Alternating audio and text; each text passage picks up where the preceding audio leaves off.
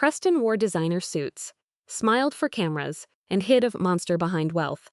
But when he tried to silence Vivian, he awakened two parents who had spent their lives destroying men like him. This story reminds us, abuse is never love, and survival is strength. Give us one like and one share to support the next story.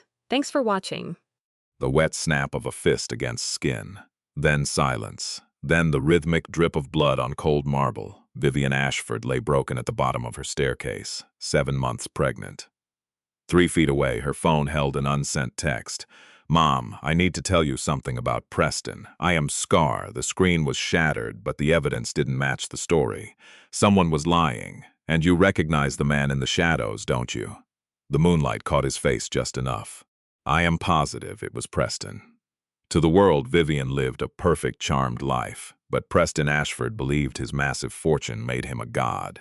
He thought his influence could bury the truth and that Vivian's retired parents were too weak to fight back. He was dead wrong, because Malcolm Mercer wasn't just an accountant. He was a former CIA director. And Catherine Mercer? She wasn't just a teacher. She was a fierce federal prosecutor who spent years locking away crime bosses. What happens when a monster attacks the daughter of two people who spent their lives hunting them? You have to watch until the end. The revenge that unfolds will leave you stunned, and the lesson it teaches might save your life. This story holds a brutal truth for any woman trapped in a relationship that has become a prison. Staying in an abusive home isn't weakness, it's survival.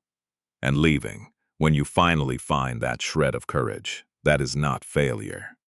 It is reclaiming your life. Vivian's story reminds us that monsters often hide behind designer suits and charming smiles. They isolate you, they make you doubt your own mind, they convince you that you deserve the pain. But here is the secret they don't want you to know. The prison door was unlocked the whole time. You just need to see it. You need someone to believe you. You need one moment of clarity to walk through. If this resonates, please share. Your share could be the wake-up call that saves a life. The wet snap of a fist against skin, then silence, then the slow drip of blood on cold marble. Those sounds ended the old life of Vivian Mercer Ashford. The life where she posed for cameras, made excuses, and lied to herself that tomorrow would be better. She lay crumpled at the bottom of the grand staircase, 7 months pregnant. Her phone had landed nearby, the screen showing an unsent text. "Mom, I need to tell you something about Preston." I am Scar. She never finished the word scared. She had been so terrified for so long that she had forgotten what it felt like to be free. Preston stood above her on the landing, chest heaving. His wedding ring had split from the force of the final blow. Her blood dripped from his knuckles onto the expensive rug his mother had imported from Tehran. For a long moment he stared at his unconscious wife, at her broken body, at the curve of her belly where his daughter grew. Then he simply straightened his tie. He stepped over her body, walked into his office, and poured a scotch. It took him 45 minutes to call 911, 45 minutes to craft his lie, 45 minutes to practice the tremor in his voice. She fell down the stairs. Her pregnancy made her clumsy. I found her like this. "Please, hurry, please help my wife." The paramedics arrived at 11:23 at night. Marcus Chin, a 26-year-old EMT with 4 years on the job, rushed through the front door. He had seen bar fights, car wrecks, and the raw aftermath of violence, but he knew instantly. Vivian Ashford did not fall down those stairs. Falls cause specific, predictable injuries, broken wrists from bracing contusions on one side. Vivian's body told a much darker story. She had defensive wounds on her forearms. She had knuckle-shaped bruises across her cheekbone. Her eye socket was fractured from a direct, targeted blow. This was no accident.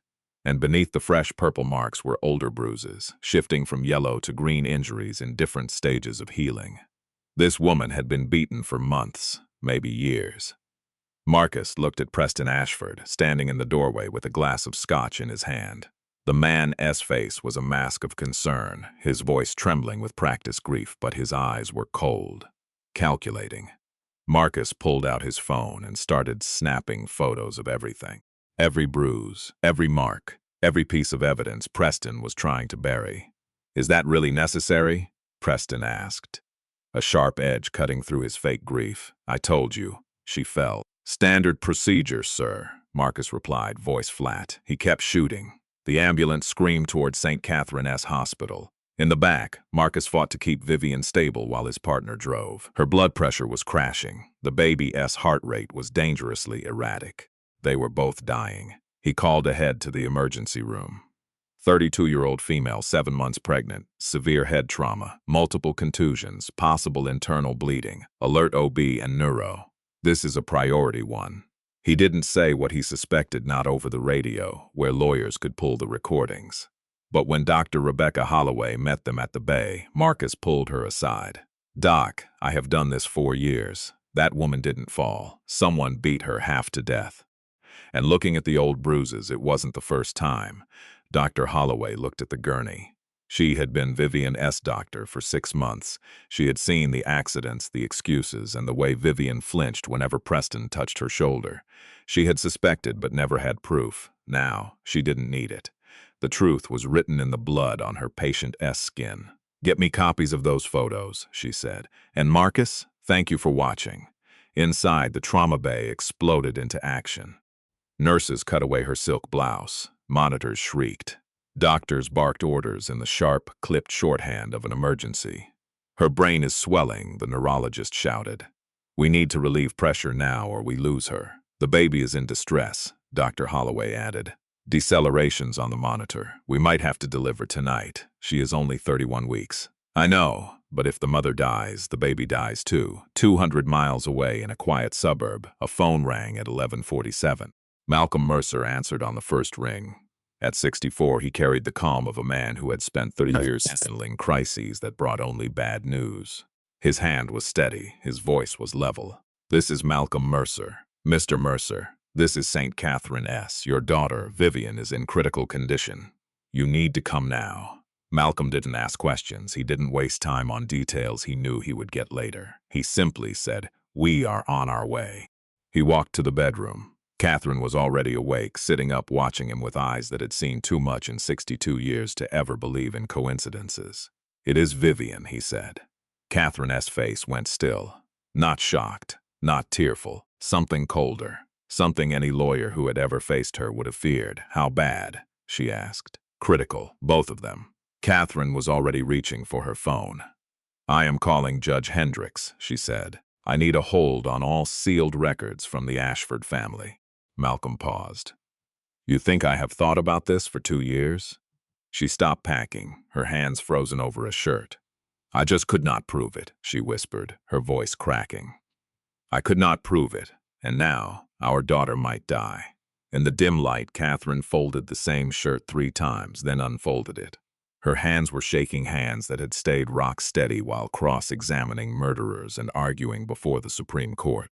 Hands that had put away the most dangerous men in this country. Malcolm crossed the room and took the shirt from her. He pulled her close. "We did not know," he said. "We should have seen it. We should have—" Malcolm's voice turned firm. "We could not have known what she wasn't ready to tell us. But we know now, and now we act." Catherine looked at her husband, the retired accountant who grew tomatoes and solved crosswords. The man whose personnel file at Langley remained classified at the highest level. "What are you going to do?" she asked. Malcolm's face stayed the same, but his eyes changed. They looked like a door opening to a room that had been locked for a decade. "Whatever I have to," he said. "Whatever it takes to keep her safe, and make sure the man who hurt her never hurts anyone again." They drove through the night, 200 miles of silent, dark highway and a cold, sharp fear neither would name. Her voice stayed steady, though her heart hammered against her ribs. Malcolm drove just over the limit, fast enough to move, slow enough to avoid police. His hands were locked on the wheel, but his mind was already mapping assets, resources, and favors owed. They hit St. Catherine S. Hospital at 3:14 a.m. The waiting room was hauntingly quiet, filled only with the desperate. Preston Ashford sat in the private area, looking the part of the grieving husband. His shirt was rumpled, his hair a mess, his eyes bloodshot, maybe from tears, maybe from scotch. When he saw them, he stood up, his face crumbling into a mask of relief. "Oh, thank God you are here. It is just awful." She fell down the stairs. 1 minute fine, the next iced cracked perfectly. "They will not tell me anything. No one will tell me anything." Malcolm studied his son-in-law, specifically the split skin on his knuckles, poorly hidden by a bandage. He saw a tiny speck of blood on Preston's collar that no dry cleaner could fix. He said nothing. He just sat across from Preston and waited. Catherine sat by her husband, letting him grab her hand. Her face was a perfect portrait of motherly concern, but her other hand, hidden in her coat pocket, was typing rapidly on her phone. Preston kept rambling about accidents and stairs. He told them about her pregnancy making her clumsy, how he warned her to be careful, how he found her at the stairs and called for help. Malcolm tracked every single lie, every rehearsed word sounded too rehearsed. He had interrogated monsters before, men who convinced themselves their victims were to blame. He knew exactly what Preston Ashford was, but Malcolm stayed silent, because that silence, the retired accountant knew something Preston did not. Revenge is best served cold, and Malcolm Mercer had decades of practice. At 4:47 a.m., Dr. Rebecca Holloway asked to speak with the Mercers privately. She led them into a quiet room, shut the door, and dropped her professional mask. "Your daughter did not fall," she said, voice shaking with rage. "She was beaten. Her body shows injuries in various stages of healing. They go back months, maybe years. Her eye socket is fractured, 3 ribs broken, 2 are old breaks that never healed right. She has defensive wounds on her arms. Bruising patterns prove she was struck repeatedly with a closed fist." Catherine didn't even blink. "Did you document it? Every single mark?" Dr. Holloway locked eyes with her. "I have already alerted legal and the police. EMS took photos. This won't be swept under the rug. I will make sure of it." Malcolm spoke for the first time. "The baby? We delivered her via emergency surgery at 1:12, Dr. Holloway said, softening. "She is in intensive care, 3 pounds 2 ounces. 31 weeks. She is a fighter. Vivian is still in surgery. There is swelling in her brain. The neurologist is trying to reduce the pressure." Holloway hesitated. "I won't lie to you. It is serious. We do not know if she will wake up." Catherine took the news with chilling stillness. She nodded once. "What do you need from us?" "Just be here when she wakes up, if she does. She will need her parents." "She needs more than that," Malcolm said quietly. "She needs to know she is safe, that he can never touch her again." Holloway looked at the gray-haired man in his reading glasses. She wondered what everyone had missed about Malcolm Mercer all these years. "I believe you are right," she said, "and I believe you will make sure of it." She was more right than she knew. Detective Samuel Briggs had been on the job for 27 years. He had seen the absolute worst of humanity. He treated crime scenes like puzzles, emotionless. But this Ashford case made his skin crawl. He arrived at the hospital at 6:15 a.m. The Ashford name had already triggered a storm of phone calls, from the chief to the captain to the lieutenant. "Handle this with care," the lieutenant warned. "The Ashfords built 3 hospitals here. They employ 4,000 people. They fund the police charity. Handle it carefully." Briggs knew exactly what that meant. Tread lightly, do not make waves, remember who signs the checks. He was sick of it. Marcus Chin, a young EMT, met him in the lobby with an envelope of photos. The kid's hands were steady, but his jaw was locked tight. "I have been doing this 4 years, Marcus said. I know a fall when I see one. That woman did not fall." Briggs spread the photos on a table. He saw the bruise patterns and the defensive wounds. He saw the old yellowing marks under the fresh purple. He saw exactly what Marcus saw. "Did you document everything?" he asked. It wasn't a question. "I knew someone would try to bury this," Marcus said. "I wouldn't let it happen." Dr. Holloway brought records covering the last 6 months.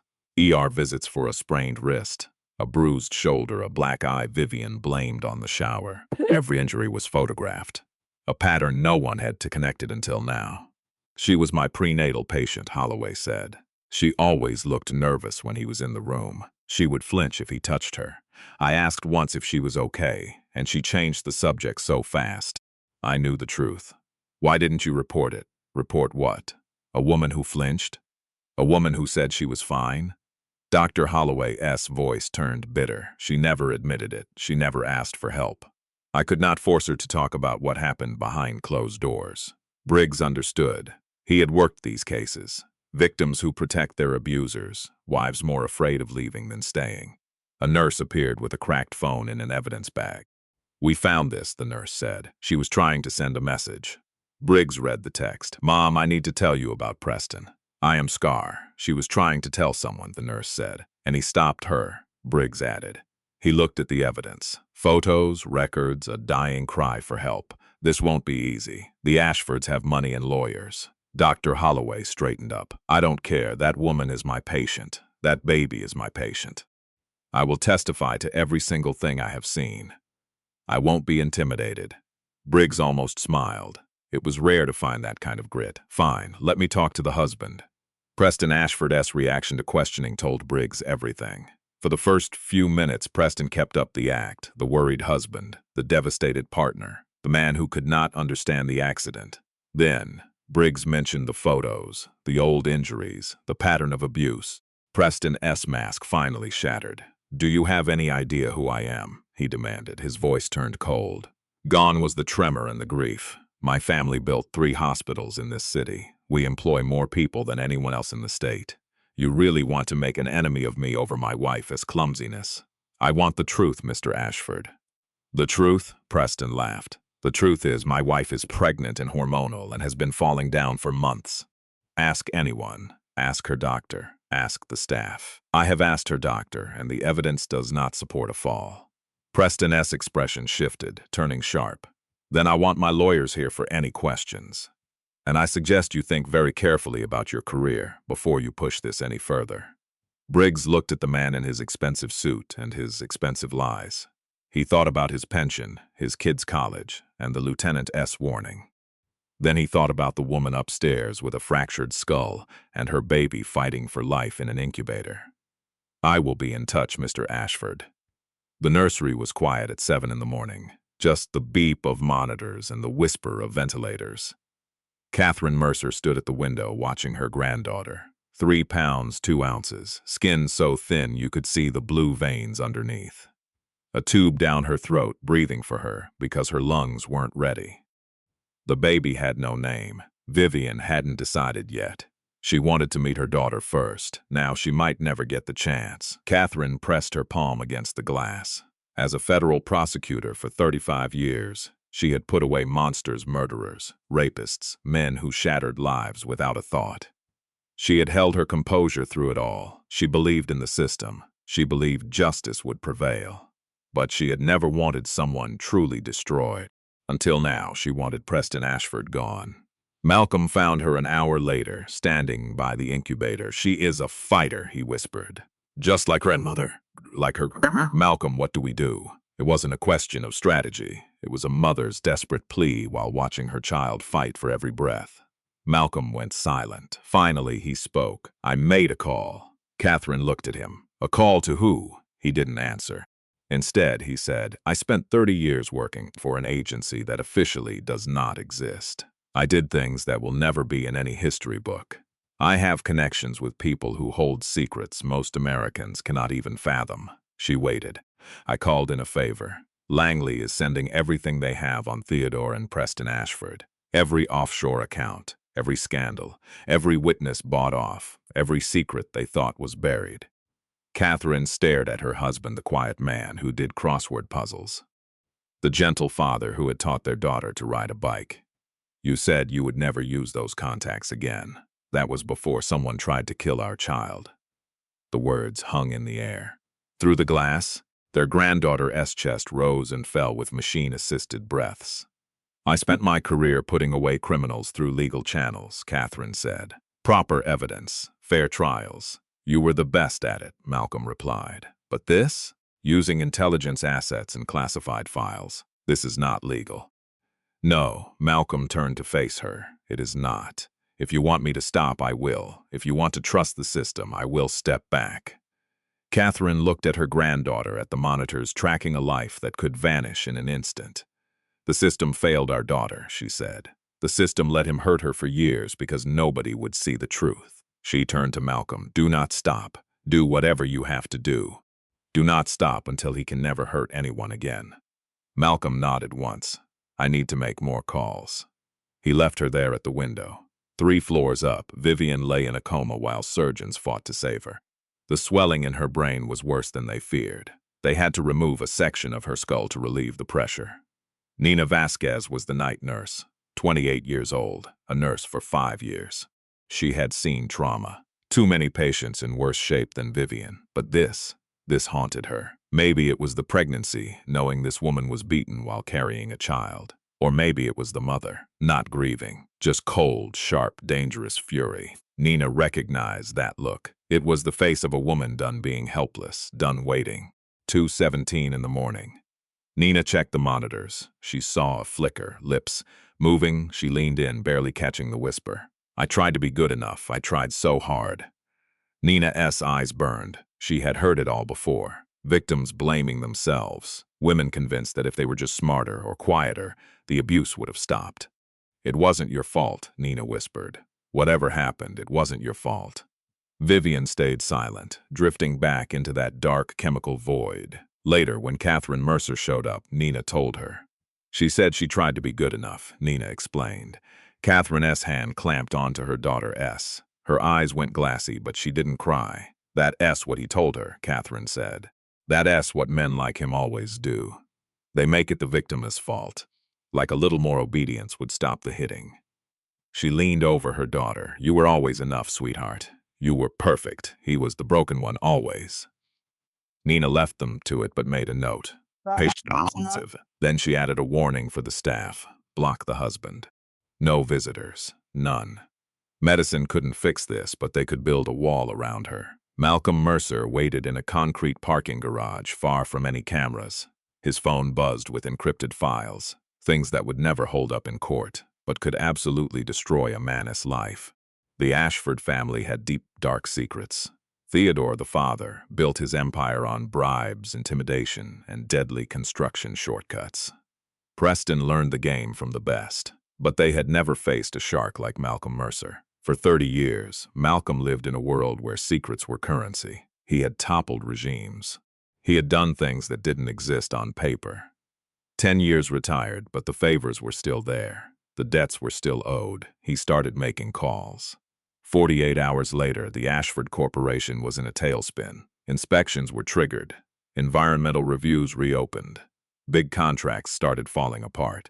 Anonymous packages hit 3 major investors. They contained just enough proof of financial crimes to trigger a panic. They dumped the Ashfords immediately. Then a Washington Post reporter got a tip about Preston's history. The pattern was unmistakable. This once the first time there were others who had been silenced, others who might finally be ready to talk. Malcolm watched the dominoes fall. He was methodical, patient. He had all the time in the world. And Preston, a man who thought everything had a price tag, had no clue what was coming. Dreams are strange. They don't follow rules. They flood in like a tide, a smell, a sound, a flash of color. In her coma, Vivian was back at the gala. Crystal chandeliers, champagne. A string quartet playing something elegant. She was there for her nonprofit, fighting for survivors of domestic violence. The irony would have been cruel if she were awake. She remembered laughing at something her friend Denise said, a real, unguarded laugh, the last one she'd have for a long time. Then she felt it. Eyes on her. She turned and saw Preston Ashford. He was beautiful, her first thought. Dark hair, perfect jawline, like a magazine cover. His tuxedo looked like it was tailored by God. Everything about him felt like old money and success. When their eyes met, he smiled. Not a fake social grin, but something warmer. He made her feel like the only person in the room. That was his gift.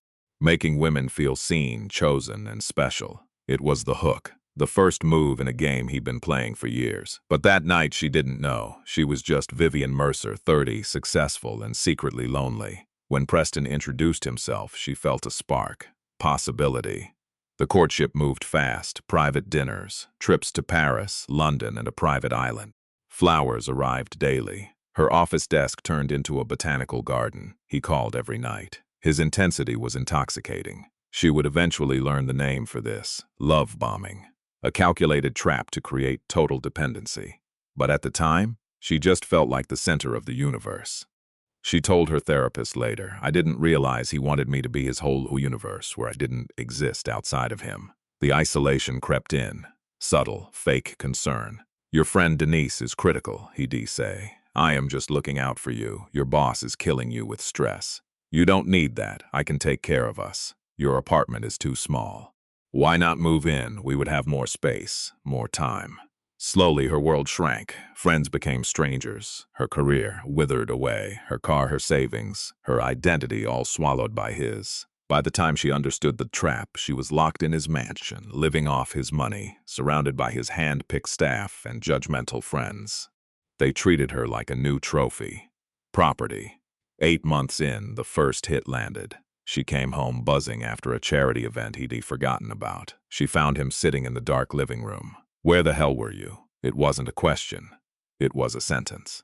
His voice was flat, controlled. Then the slap. Fast, hard, she hit the floor, her ears ringing, her reality shattered. Then he was on his knees, sobbing, clutching her. "I was so scared," he cried. "I love you too much. I cannot help it."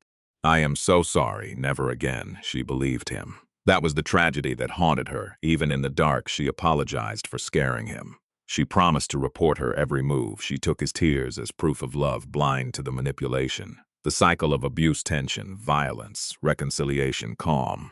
And then the cycle starts over. Leaving gets harder every time. The victim starts doubting their own mind. The second hit came 2 months later. The third just weeks after that. Each apology cost more. Each calm period lasted less time. She learned to read his moods. She became silent, small, and agreeable. She mastered the art of hiding bruises with makeup and lies. She became an expert at faking a happy life for the cameras. She hated herself for it. 2 in the morning, Catherine sat in the hospital chapel. She wasn't religious, but she needed a quiet place where the crushing weight of the last 24 hours could finally settle. The chapel was small, simple, and cold, the kind of place hospitals built for families just like hers. Families needing comfort no doctor could provide. Catherine closed her eyes, remembering bringing Vivian home, 2 years old. Huge brown eyes and a smile that lit up the room. She had been abandoned as a baby. Catherine and Malcolm had tried for years to have kids, enduring painful, empty, desperate procedures. When their final attempt failed, they had almost quit on the dream of being parents. Then came the call about a little girl. "We chose each other," Catherine always told Vivian. "That is more powerful than blood." Now, she wondered if that love was enough. They had loved her, protected her, and still couldn't save her from the monster who smiled at galas. "Where did we fail?" She whispered the question to the empty room. No answer, just the heavy, suffocating weight of guilt. Outside the unit, Malcolm stared at his cold, forgotten coffee. He was haunted by a memory from 3 years ago. A Sunday phone call. "Dad, I met someone. I think this is it." The joy in her voice still echoed in his mind. He had been so happy for her. God forgive him, he had been so happy. He welcomed Preston without a thought. He toasted their future at the wedding. He should have dug into his background. He should have trusted his gut, which had prickled the moment they met. But he wanted his daughter to find love so badly that he chose to look away. Malcolm stared at his coffee, seeing nothing. "I should have protected you," he thought. 2 floors down in the neonatal unit, a nurse sang softly to a baby. The lullaby was a song her grandmother once sang in Spanish. The baby was tiny, fighting for every breath, but Maria sang anyway.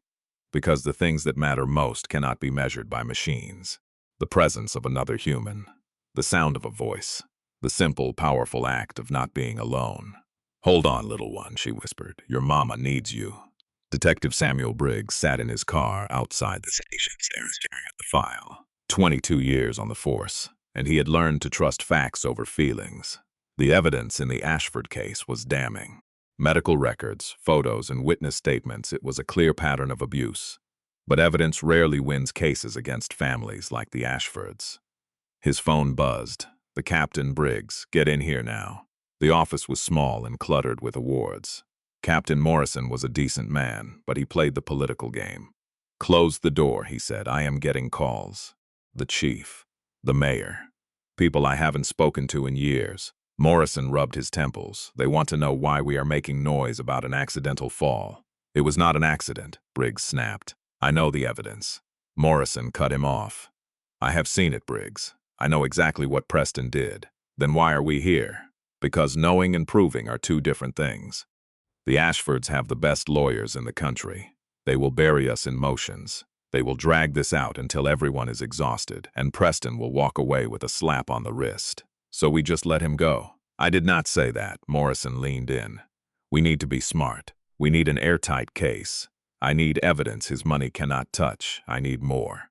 Morrison slid a folder across the desk. I ran some quiet inquiries on the parents. Vivian S. Adoptive parents. Briggs opened the file. He read the first page, then the second. He looked up at his captain in pure shock. Malcolm Mercer was not just an accountant. He was a retired deputy director of the CIA in Catherine, a legendary federal prosecutor who had taken down crime families. Briggs shut the folder. The Ashford family is about to make powerful enemies, I am telling you. Morrison almost smiled. I don't think they realize what is coming. Preston Ashford sat in his study surrounded by old money, leather-bound books he never opened, portraits of ancestors who built their fortune by crushing others, a desk older than the country itself. His lawyers promised him he was untouchable. His wife might pull through, or she might not. Either way, the story was locked in.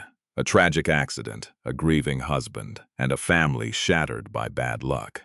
The Mercers were a manageable nuisance, just greedy relatives fishing for the Ashford fortune. That was the official line. The media would parrot it. The judge would swallow it when the motions hit his desk. Preston sipped his coffee, unbothered. He had survived worse. Money fixed problems. Lawyers sanded down the rough edges. Power made scandals vanish. Then his phone buzzed. His lead attorney sounded rattled. "We have a crisis," he said. "What kind?" The judge just recused himself over financial questions.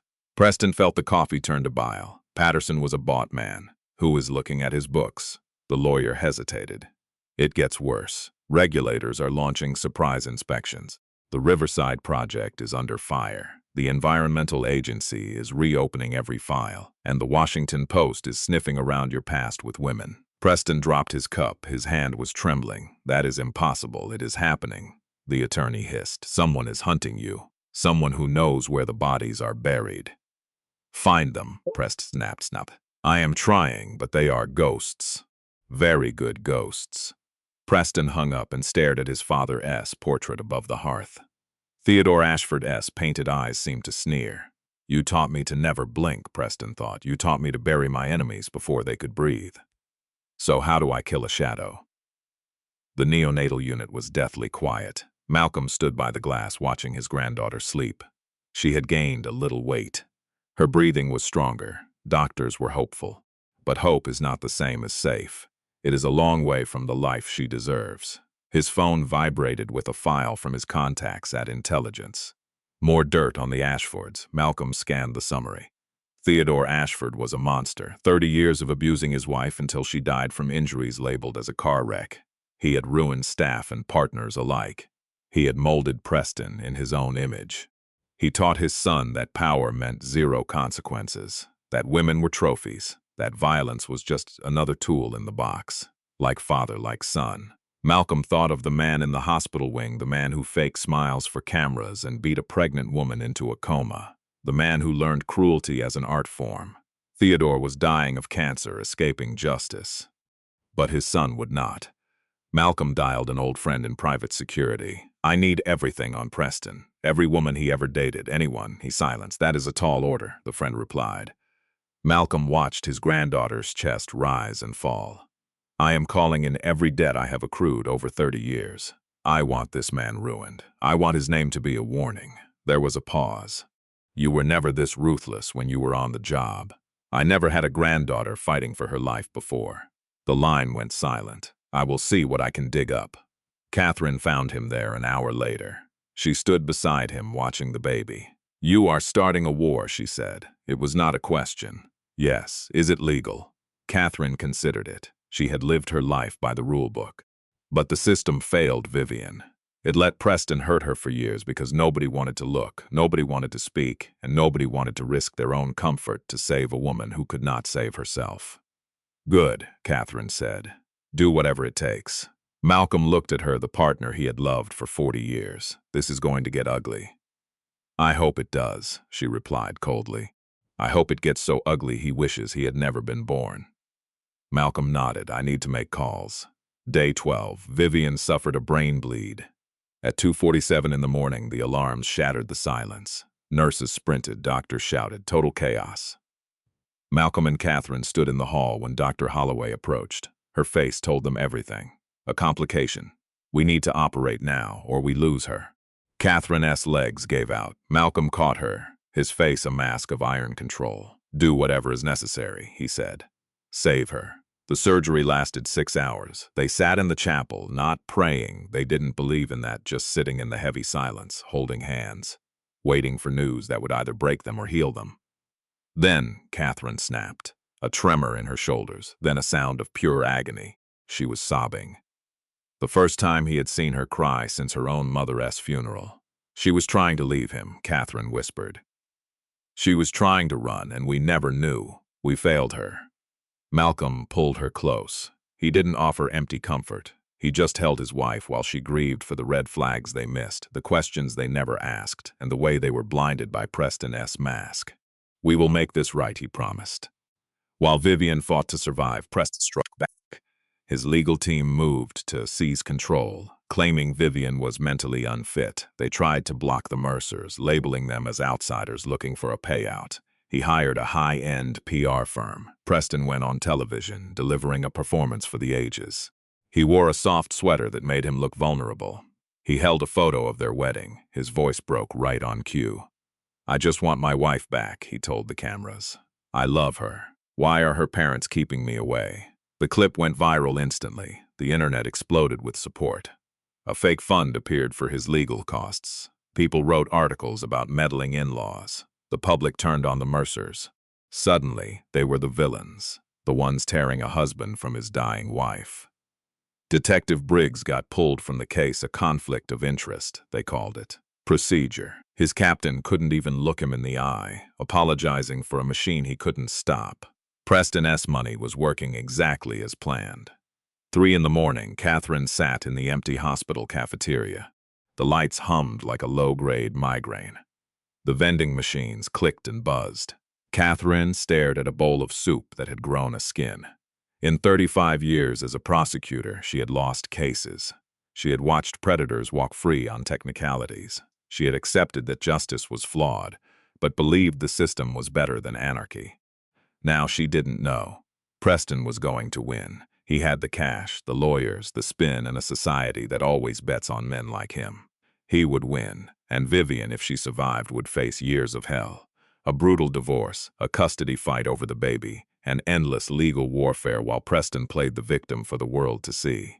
Catherine knew the drill. The system was built to destroy families just like theirs. Mothers losing children to fathers with expensive lawyers. Women ground down to nothing. She wouldn't let that happen to Vivian. Malcolm found her staring at cold soup. He sat opposite her. The silence stretched between them. 40 years of marriage taught them words weren't always needed. Finally, Catherine whispered, I keep thinking about when she was little. Malcolm waited. She used to have nightmares. She'd crawl into bed and say, I dreamed monsters were coming for us. I kept telling her, nobody can hurt you. Mommy and Daddy won't let them. She turned to Malcolm, eyes bloodshot. We lied to her. We swore we would protect her. Someone spent years breaking her, and we missed it. All our training, our resources, our connections, we couldn't save our own daughter. Malcolm squeezed her hand. Catherine, we can't change the past, but we own the future. How? Using your deep cover contacts and my legal power. None of that stopped him from putting her in a coma. No, Malcolm's voice was low, jagged. None of that saved her, but it will end him. He tightened his grip. I promise, Catherine, Preston Ashford is finished. His money, his reputation, his freedom. When we are done, he will be a warning every abuser fears before raising a hand. Catherine studied her husband, the quiet man, the gentle father, the retired agent who stepped out of the shadows for one final mission. Promise me, she whispered. I promise. Surgery ended at 8:43. Dr. Holloway found them in the chapel, praying for a miracle. She is alive, the doctor said. The words felt heavy. She is alive. We stopped the bleeding, but I must be honest. The next few days are critical. We don't know the extent of the trauma. We don't know if she will wake up. I am sorry I cannot offer more. Dr. Holloway looked shattered. Brain injuries are unpredictable. Sometimes they surprise us. Can we see her? Yes, she is in the ICU. You can sit with her. The room was deathly quiet. Monitors beeped. Vivian lay still, head bandaged, tubes everywhere. Malcolm, stood at the bedside, staring down. I failed to protect you, he whispered, but I will fix this. He will never hurt anyone ever. Again, he watched over her until dawn. Waiting. Planning. 2 in the morning. Malcolm drove through empty streets. He parked outside the Ashford mansion, the place where his daughter was nearly beaten to death. The windows were dark. Preston was inside, sleeping soundly, convinced his money and lawyers had buried the truth. Malcolm sat there for an hour, watching, calculating. In another life, he would have handled this differently. A quiet solution. Something that could never be traced. But that isn't who he was anymore. It isn't who Vivian raised him to be. Yes, raised, because parenting isn't just teaching your children. It is about what they teach you. Vivian showed him there are better ways to stop monsters than becoming one. He drove away. A better path existed. One that would not just stop Preston Ashford, but destroy him publicly and legally. It would take time, but the payoff would be total. Day 18. Vivian heard a sound. Beeping monitors, a distant voice calling her name, the soft whoosh of air, then pain, a deep, throbbing ache pulsing with every heartbeat. Her body felt heavy, wrong, disconnected. She tried to open her eyes, too bright. She closed them. Vivian? The voice was closer, familiar. Vivian, can you hear me? Nina, the nurse, the one from the dark hours, the one from her nightmares. She tried to speak, but her throat was like sandpaper. Her lips cracked. The word came out as a desperate croak. Baby. Nina's face came into focus. Tears streamed down the nurse's cheeks. She is okay. She is in the neonatal unit. She is a fighter, just like her mama. Vivian processed the news. Her daughter survived. They both survived. The second question was harder. Where is Preston? Nina's expression shifted. She looked careful. He is not here right now. Don't let him near me, Vivian gasped. Please, I won't, Nina promised. I promise, no one will hurt you again. Catherine and Malcolm were called to the room within the hour. They had been in the cafeteria, drinking their third cup of coffee, reviewing intel from Malcolm's contacts.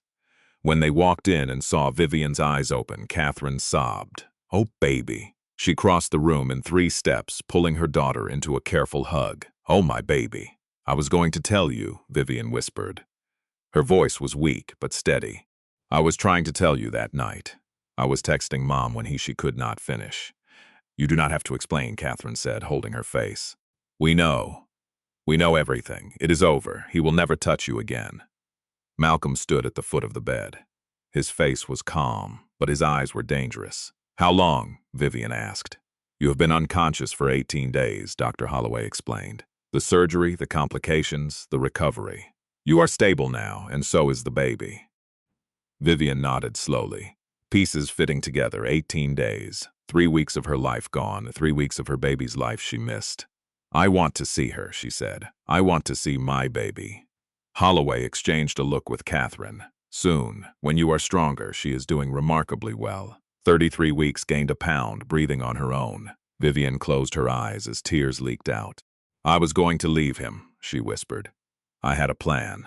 I was getting out. Catherine gripped her hand. We know, and you still will. You are getting out, and you will be free. He is going to spend his life paying for this. Something in her mother's voice made Vivian look up, a hardness she had never heard. A promise wrapped in steel. Mom, what are you doing? What we should have done years ago, Catherine said. Protecting our daughter. Detective Briggs visited off-duty. He had been tracking the case, building a file through unofficial channels that no superior authorized. He sat beside the bed. Mrs. Ashford, I need to ask, do you want to press charges against your husband? Vivian looked at her parents, then at the photo of her baby taped to the wall. 3 pounds, a tiny fist raised in defiance. Yes, she said, her voice stronger now. I want to press charges. I want to testify. I want him to look me in the eye when I tell the world what he did. Briggs nodded. We will work together. It will not be easy. The Ashfords have power. They fight dirty. I know, Vivian said. But I am done being afraid. I am done hiding. I am done protecting the man who tried to kill us. I stayed because I felt ashamed, she added later, when only her parents remained. I stayed because I was ashamed, Vivian repeated. Catherine squeezed her hand. But I am not ashamed anymore. Vivian's voice turned cold. I am furious. 3 days later. She was strong enough for the wheelchair. Nina pushed her through the quiet halls, past hushed voices, worried families, and the digital rhythm of life-saving machines. The nursery was dim, designed to mimic the womb. Nina stopped the chair in front of an incubator. "Here she is," the nurse said softly, "your daughter." Vivian peered through the plastic at the tiny form inside. 3 pounds, hooked to monitors but breathing, living, fighting. She pressed a palm to the warm plastic. "Hello, baby," she whispered. "I am your mama. I am so sorry it took me so long to meet you." The baby's hand twitched, fingers flexing against the blanket. "Can I hold her?" Arrangements were made. Careful hands transferred the bundle to her mother. Vivian held her for the first time, 3 pounds of impossibility. Translucent skin, blue veins, eyes closed against a world she was not ready for, but warm, alive. Her daughter, her reason for everything coming next. "I am going to name you Rose," Vivian whispered, "because roses grow thorns to protect themselves, and you are going to need thorns, baby. The world is hard. Rose, Catherine Mercer, a new name for a new beginning." Catherine stood at the window, watching them. Malcolm stood by her side. "She is going to be okay," he said. Catherine's voice burned with fury. "She will do better than okay. She will thrive. She will raise that baby, help other survivors, and watch Preston Ashford spend his life knowing he failed to destroy her." Malcolm studied his wife, the prosecutor. The mother, the woman who spent 35 years trusting the system only to watch it crumble. "I love you," he whispered. "I love you too," Catherine replied, eyes still locked on the window. "Now, let us go destroy our son-in-law." The Washington Post headline hit like a shockwave. CEO's history of violence. 3 women tell their stories. The report was surgical, legally sound, and brutal. Preston had dated these 3 before Vivian. Same patterns every time. The charm, the isolation, the first hit out of nowhere, then the tears and hollow promises.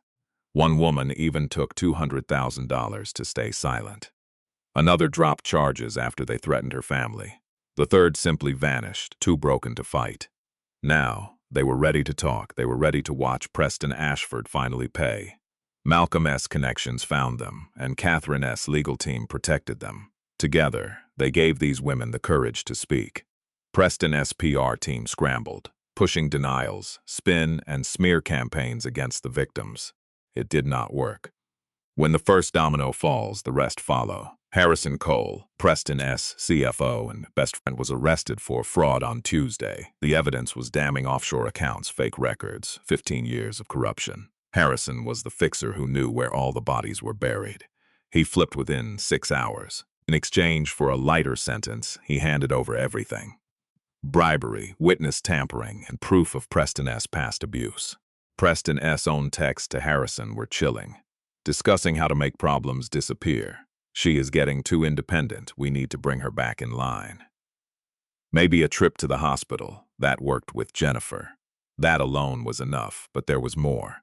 Margot Ashford, Preston's mother, was served a subpoena Wednesday. Her attempts to cover up her son's violence, paying off girlfriends, and threatening witnesses were now part of a criminal case.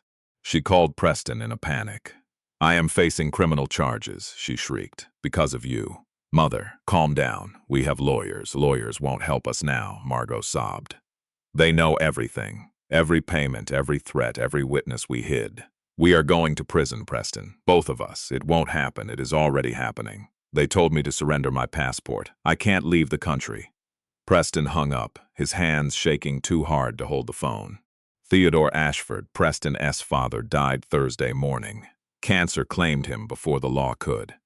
In his final hours, doped up on pain meds, Theodore confessed to his nurse. "I taught him everything," he mumbled. "How to handle women, how to keep them in line. His wife, the first one, she wanted to leave me. I couldn't let that happen. I had to teach her what happens when a woman forgets her place." The nurse recorded every word. When Theodore passed, she called Detective Briggs. "He confessed," she said, "to what he did to his wife, and to training his son to do the same." Briggs listened to the recording 3 times before adding it to the massive case file. Friday afternoon, the board of Ashford Development Corporation held an emergency meeting. Preston sat at the head of the table, surrounded by men who had profited from his family for 20 years.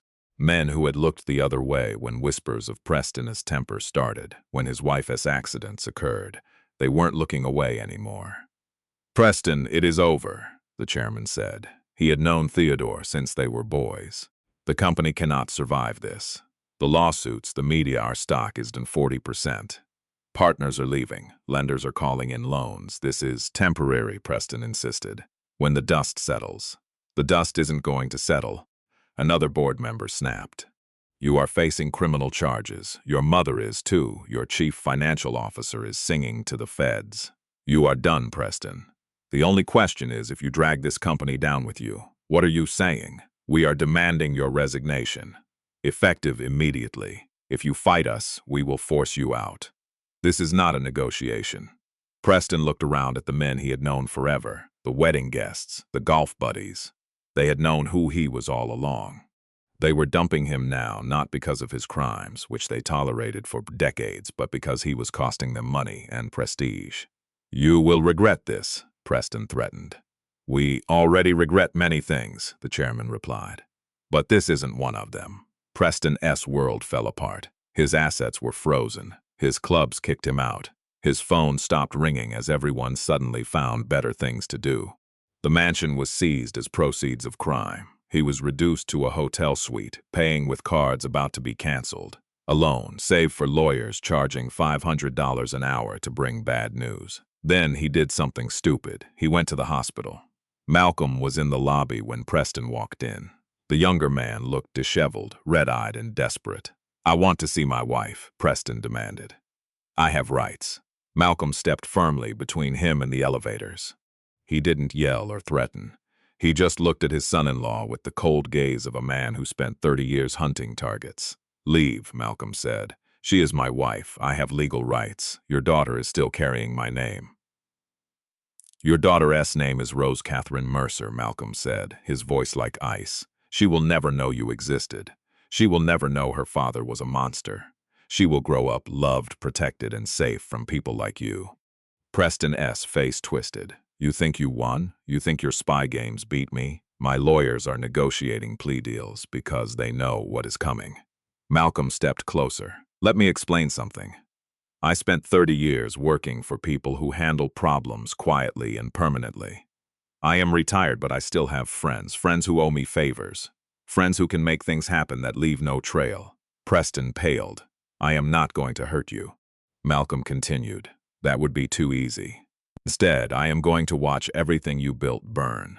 I am going to watch you dragged through court, humiliated and locked in a cell. And I will find peace knowing you are rotting away, realizing you have zero power over my daughter or anyone else ever again. Malcolm offered a cold, empty smile. Keep fighting, Preston. It just makes the destruction so much more satisfying. Preston stared at the older man.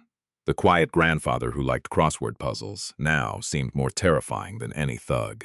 He left without a word. That night, Preston sat alone in his empty suite. The staff had stopped showing up. The phone was silent. He poured scotch with shaking hands, finally realizing he had no idea what came next. 6 months later, the courthouse stood grand and imposing. It was built in an era when justice felt heavy and permanent. Vivian walked through the doors with her mother and Detective Briggs. She wore a simple dress and a thin gold rose pendant, a gift from Nina, the nurse who became a friend. She was terrified. She had dreaded this day for months, the moment she would have to face him in public and tell her truth to the world. But beneath the fear was something else, something solid, a resolve that had been growing since she woke up in that hospital bed after he tried to end her life. The room was packed, journalists scribbling for headlines, advocates and curious spectators watching the powerful CEO fall. Preston sat at the defense table with his expensive team. He looked different now, thinner, beaten. His polish wore thin, revealing the rot underneath. Vivian entered. He turned, eyes cold. She didn't flinch, didn't give him that win. She walked to the stand, head held high. The prosecutor, Lisa Chen, had been handpicked by Catherine's legal circle. She was sharp, relentless, and focused on putting abusers away. Mrs. Mercer, she began, tell the court about your marriage to Preston Ashford. Vivian told everything. The charm, the isolation, the first hit out of nowhere, the tears, the fake apologies, the empty promises. She detailed the escalation, broken ribs hidden from doctors, black eyes brushed off as accidents, the constant, suffocating fear. She recounted the night she nearly died, that text she tried to send, the sound of his fist, the fall down the stairs, and finally, the dark. She spoke for 3 days. Her voice cracked, her hands shook, but she never quit. She looked at the jury, speaking her truth. "He told me nobody would believe me," she said. "He said I was lucky to have him, that I was nothing without him." She paused. He was dead wrong. The evidence was brutal. Medical records, hidden accounts, and testimony from 8 other women he had destroyed. Harrison Cole took the stand, detailing 20 years of cover-ups, hush money, and threats. Dr. Holloway confirmed the pattern of abuse she had suspected but couldn't prove until Vivian S.'s broken body hit her ER. Nina testified about the words. Vivian whispered in her coma, "I tried to be good enough. I tried so hard." Then the prosecution played Preston S.'s own text messages for the court. His own voice recorded for history. "I will kill you if you ever try to leave. You belong to me." The jury listened. The defense team tried to trash Vivian S.'s character, claiming a conspiracy against an innocent man. It failed. When Preston took the stand, his mask finally slipped. The prosecutor grilled him on the texts, the payoffs, and the years of systematic violence. His charm vanished. His composure snapped. He screamed at the prosecutor, called Vivian a liar, and threatened the judge. The jury saw the monster. They saw exactly what Vivian had survived for 3 long 4 hours of deliberation. When they returned, the 4 women stood, facing the defendant. On attempted murder, guilty. On aggravated assault, we find the defendant guilty. On witness tampering, guilty. On financial crimes, we find him guilty. Guilty, guilty, guilty. As the verdict hit, Vivian closed her eyes. She remembered every time she apologized for his anger, believing it was her fault. "It was never my fault," she whispered. "It was never my fault." Catherine held her hand tight. "No, sweetheart. It never was." 4 weeks later, sentencing. The room was quiet.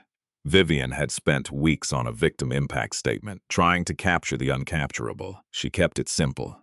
"Preston Ashford tried to kill me," she read. "He beat me, degraded me, and made me believe I deserved it. He tried to erase me from existence so completely that I would disappear and the truth would die." She looked at Preston. He stared back with empty eyes. "But I am still here," she said. "My daughter is here. You have no power over us anymore." She stepped down. Judge Patricia Reynolds was 72, a veteran of the bench who had seen it all. She usually kept her cool, but as she looked at Preston Ashford, her expression turned to stone. "Mr. Ashford," she began, "you had every advantage. Wealth, education, connections that opened any door. You could have been anything instead. You chose to terrorize and nearly murder a woman who trusted you. You used your money to silence victims and dodge justice. You thought your wealth made you untouchable." Her voice dropped. "You were wrong." The courtroom went dead silent. "You are not a victim. You are a predator who thought the rules didn't apply. You abused multiple women, nearly killed your pregnant wife, and used your resources to hide your crimes."